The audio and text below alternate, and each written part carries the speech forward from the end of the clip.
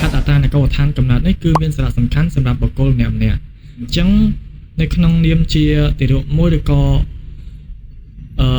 ប្រាក្មេងម្នាក់គឺគាត់ទទួលបានសម្បត្តិកំណើតមួយដែលគាត់ធ្វើអញ្ចឹងនៅពេលដែលគាត់ធ្វើហើយគឺមានសារៈសំខាន់សម្រាប់ប្រើប្រាស់នៅពេលអនាគត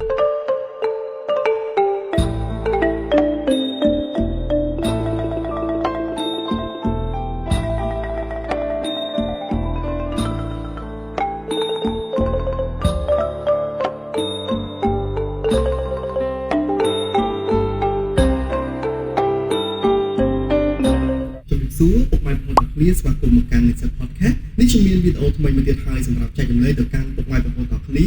ពុកម៉ែបងប្អូនទាំងគ្នាប្រហែលជាស្គាល់ទេជុំបាត់ Nexus Podcast តាណារយៈពេល 2-3 សប្តាហ៍នេះដោយសារតែពួកខ្ញុំរវល់ការរៀនសូត្រហើយនិងរវល់ការងាររៀនខ្លួនប៉ុន្តែនៅក្នុងថ្ងៃនេះខ្ញុំបានលើកនៅក្នុងប្រធានបទមួយដែលតាក់ទងទៅនឹងប៉ាម៉ាក់ថ្មីថ្មោងដែលទើបនឹងមាន baby ឬក៏មានកូនថ្មីថ្មោងអីចឹងទៅនៅក្នុងនេះខ្ញុំលើកប្រធានបទមួយនៅក្នុងនិយាយអំពីអត្រានៃកូដដ្ឋានកំណើតឬក៏ប៉ាម៉ាក់ថ្មីថ្មោងដែលទើបនឹងមាន baby គាត់ប្រហែលជាពេលថាពេលកូនយើងឆ្លងទន្លេមកត្រូវតែធ្វើអីខ្លះដើម្បីចុះសមុទ្រអត្រាកូដដ្ឋានកំណើតចឹងទៅប៉ុន្តែនៅក្នុងវេលានេះដែរខ្ញុំបានលើកប្រធានបទហ្នឹងយកមកនិយាយឲ្យបានយល់ដឹងអំពីប្រធានបទហ្នឹងកាន់តែច្បាស់ចឹងទៅឥឡូវយើងទៅជួបនឹងភ្ញៀវកិត្តិយសយើងទាំងអស់គ្នាបាទជំរាបសួរបងបាទសួស្តីវាសនាបាទជំរាបសួរបាទខ្ញុំយល់ឃើញមកដែរចំពោះប្រធានបទអត្រានៃកូដដ្ឋានកំណើតនេះខ្ញុំអាចបញ្ចេញមតិយោបល់ខ្លះមុននឹងឈានចូលដល់ប្រធានបទយើងស៊ីជម្រៅចឹងទៅបាទហើយវាសនាក្នុងប្រធានបទនេះគឺមានសារៈសំខាន់សម្រាប់គូស្វាមីភរិយាថ្មីដែលគាត់រៀបការហើយគាត់មានបុត្រាបុត្រីចឹងទៅគាត់ដែលគាត់ងាយស្រួលក្នុងការធ្វើសម្បត្តិកំណើតតែគាត់ចង់ដឹងថាការធ្វើទៅមានរបៀបរបបធ្វើមិនឬក៏អីមិនគឺគាត់អាចដឹងតាមហ្នឹងបាទធានបទនេះខ្ញុំគិតថាវាល្អសម្រាប់តែឪពុកម្ដាយថ្មីថ្មោងឬក៏ប៉ាម៉ាក់ថ្មីថ្មោងដែលទើបនឹងមានកូនលើកដំបូងគាត់ប្រហែលជាអត់ទាន់យល់ច្បាស់អំពីការធ្វើអត្រានៃកូដដ្ឋានកំណើតទេកំងយល់ឃើញមែនថាតើអ្វីទៅជាអត្រានៃកូដដ្ឋានកំណើតព្រះអង្គអាចបញ្ជាក់លើនឹង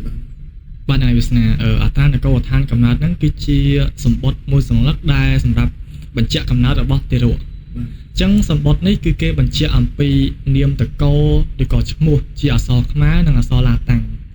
ក្រៅពីហ្នឹងគឺគេបញ្ជាក់អំពីសញ្ជាតិរបស់ទារកហ្នឹងតើចង់ដឹងថាគេបញ្ជាក់សញ្ជាតិហ្នឹងគឺមានសញ្ជាតិច្រើនអញ្ចឹងកូនហ្នឹងកើតនៅប្រទេសខ្មែរគឺយើងដាក់សញ្ជាតិខ្មែរបើកើតនៅប្រទេសផ្សេងគឺដាក់សញ្ជាតិផ្សេងមួយវិញទៀតគឺបញ្ជាក់អំពីថ្ងៃខែឆ្នាំកំណើតដែលទារកហ្នឹងគាត់បានកើតក្រៅពីហ្នឹងគឺទីកន្លែងកំណើតនេះគឺដាក់នៅទីកន្លែងដែលគាត់កើតនៅស្រុកភូមិរបស់ឪពុកម្ដាយរបស់គាត់ឬក៏គាត់កើតកន្លែងណាចឹងទៅមួយវិញទៀតគឺយើងត្រូវតែបញ្ជាក់អំពីភូមិឃុំសង្កាត់ខណ្ឌខេត្តក្រុងស្រុកក្រុងចឹងទៅគឺសម្រាប់បញ្ជាក់អាហ្នឹងគឺជាចំណុចមួយផ្នែកចំណែកឯផ្នែកទៀតគឺបញ្ជាក់អំពីរបស់អាណាព្យាបាលបញ្ជាក់អំពីឈ្មោះរបស់អាណាព្យាបាលរបស់ឪពុកម្ដាយឈ្មោះជាអក្សរឡាតាំងឬក៏ថ្ងៃខែឆ្នាំកំណើតរបស់ឪពុកម្ដាយក្រៅពីហ្នឹងគឺយើងបញ្ជាក់អំពីសញ្ជាតិរបស់ឪពុកម្ដាយភូមិឃុំដែលគាត់រស់នៅចឹងទៅនេះហើយគឺជាសម្បត្តិកំណើតដែលយើងហៅថាអត្រានៃកូដដ្ឋានកំណើតបាទវាសនាបាទអរគុណកំងនៅក្នុងចំនួនមួយនេះខ្ញុំចង់សួរកំងថាតើការចុះសម្បត្តិកំណើតមានផលប្រយោជន៍អ្វីខ្លះសម្រាប់ទៅកាន់ឪពុកម្ដាយរបស់កុមារាឬក៏ទីរូបដែលទៅកើតថ្មីថ្មោងបាទហើយវាសនាលិខិតអត្រានៃកូដដ្ឋានកំណើតនេះគឺមានសារៈសំខាន់សម្រាប់បុគ្គលម្នាក់ៗអញ្ចឹងនៅក្នុងនាមជាទារកមួយឬក៏ប្រាក្មេងម្នាក់គឺគាត់ទទួលបានសម្បត្តិកំណើតមួយដែលគាត់ធ្វើអញ្ចឹងនៅពេលដែលគាត់ធ្វើហើយគឺមានសារៈសំខាន់សម្រាប់ប្រើប្រាស់នៅពេលអនាគតអញ្ចឹងចំណុចទី1គឺការចុះឈ្មោះចូលរៀនអញ្ចឹងកុមារីនៅពេលដែលគ្រប់អាយុ6ឆ្នាំគឺគាត់ចុះឈ្មោះចូលរៀននៅតាមបឋមសិក្សាតាមភូមិឃុំរបស់គាត់ចឹងទៅអញ្ចឹងនៅពេលដែលគាត់ចុះឈ្មោះចូលរៀនគឺយើងត្រូវការសម្បត្តិកំណើតដើម្បីទៅចុះឈ្មោះចូលរៀននៅទីហ្នឹងបាទមួយវិញទៀតគឺធ្វើអត្តសញ្ញាណប័ណ្ណអញ្ចឹងកាលណាដែលគាត់គ្រប់អាយុដែលធ្វើអត្តសញ្ញាណប័ណ្ណជាតិខ្មែរគាត់ត្រូវតែយកសម្បត្តិកំណើតទៅធ្វើដើម្បីបញ្ជាក់តាមនឹងឈ្មោះថ្ងៃខែឆ្នាំកំណើតអីចឹងរបស់គាត់ចឹងទៅបាទមួយវិញទៀតគឺសៀវភៅគ្រួសារអញ្ចឹងក្នុងការធ្វើសៀវភៅគ្រួសារនេះគឺត្រូវការសម្បត្តិកំណើតដែរ ក្រៅពីហ្នឹងគឺលិខិតឆ្លងដែនដូចជាការធ្វើ passport ការធ្វើអីហ្នឹងគឺត្រូវការសម្បត្តិកំណត់ដូចគ្នាក្រៅពីហ្នឹងគឺលិខិតថ្កោលទោសបើសិនមានជនណាម្នាក់គាត់ចង់ធ្វើលិខិតថ្កោលទោសឬក៏ធ្វើអីចឹងទៅគឺគាត់ត្រូវការសម្បត្តិកំណត់ធ្វើដូចគ្នាបើយ៉ាងវិញទៀតគឺការធ្វើសម្បត្តិអាពាហ៍ពិពាហ៍បើសិនជាបរិសុទ្ធនារីគាត់ត្រូវការរៀបអាពាហ៍ពិពាហ៍គឺគាត់ត្រូវការធ្វើសម្បត្តិកំណត់នេះដើម្បីទៅបញ្ជាក់ដើម្បីធ្វើឲ្យចេញនៅសម្បត្តិអាពាហ៍ពិពាហ៍របស់គាត់បានដែរ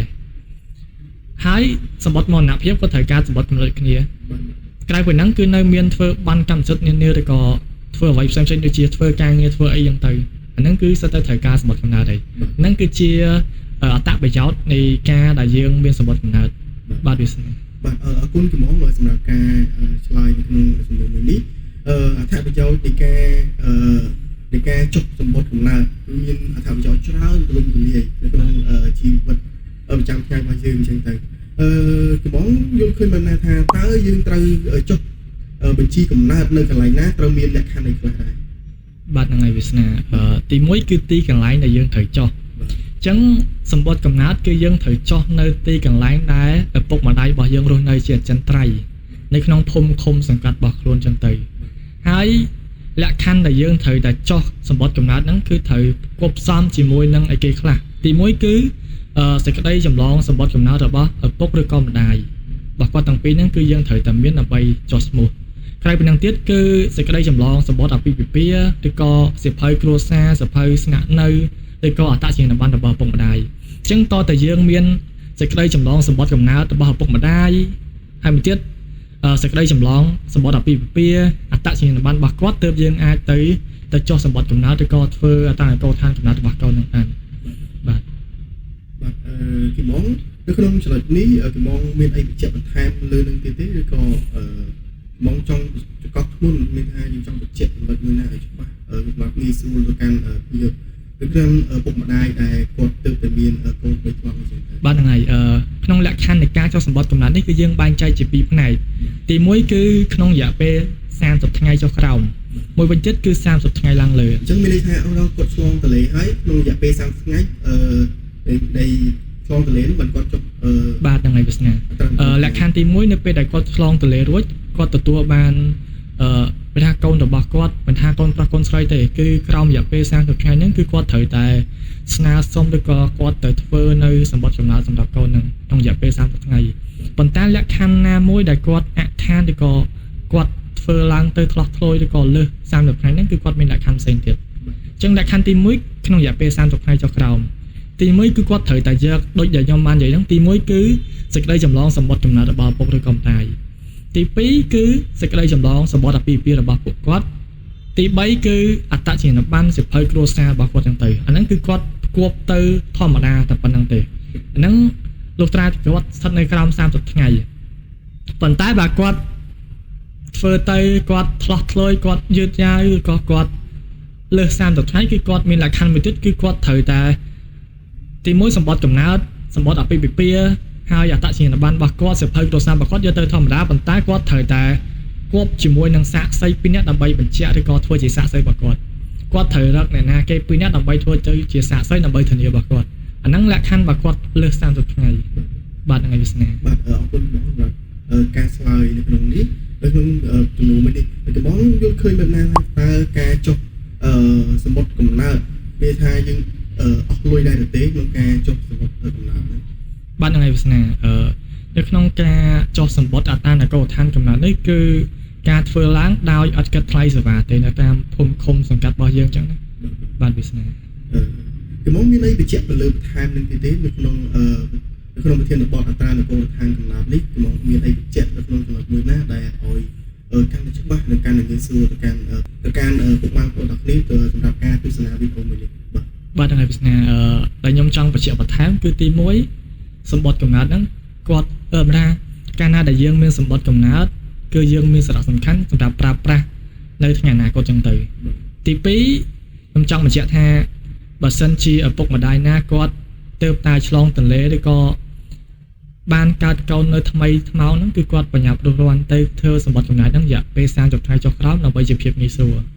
អាហ្នឹងគឺជាចំណុចមួយហើយមួយទៀត នៅក្នុងការធ្វើសម្បត្តិកំណើតឬក៏អត្រានៃកោឋានកំណើតនេះគឺធ្វើឡើងនៅក្នុងភូមិឃុំសង្កាត់ដែលរស់នៅអចិន្ត្រៃយ៍របស់ពុកម្ដាយដោយអត់មានគិតថ្លៃសេវាទេបាទអាហ្នឹងសរុបមកប៉ុណ្ណឹងបាទអរគុណចំនួនសម្រាប់ការបកស្រាយក្នុងធានបទនេះម្ដងទៀតបាទសម្រាប់ធានបទនេះគឺនៅខាងចំនួនបានបញ្ជាក់យ៉ាងបោះក្បាយហើយពុកម៉ែបងប្អូនទាំងគ្នាប្រហែលជាទទួលបាននៅចំណេះដឹងខ្លះអំពីធានបទមួយនេះបាទក្នុងធានបទនេះខ្ញុំសូមអរគុណទៅកាន់ពុកម៉ែបងប្អូនទាំងគ្នាសម្រាប់ការចូលទស្សនានៅក្នុង page Visa Podcast បាទសម្រាប់ខ្ញុំសូមអរគុណបាទសូម